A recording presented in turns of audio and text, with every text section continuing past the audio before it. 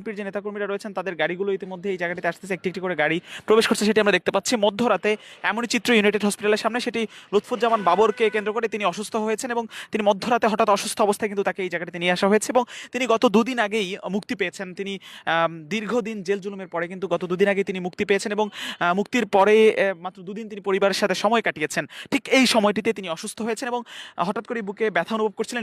নেতাকর্মীদের সাথে তিনি মত বিনিময় করছিলেন, সেই সময়টিতে ব্যথা অনুভব করায় বুকে তিনি হঠাৎ করে কিন্তু তাকে সেই পরিবারের লোকজন এবং নেতাকর্মীরা সহ বিএনপির তারাই তাকে এই জায়গাটিতে নিয়ে এসেছে। ঠিক ইউনাইটেড হসপিটালে তিনি রয়েছেন মধ্যরাতে অসুস্থ অবস্থায়, অর্থাৎ দুদিন আগেও যে মানুষটি মাত্র দুদিন আগেই মুক্তি পেয়েছেন কেন্দ্রীয় কারাগার থেকে।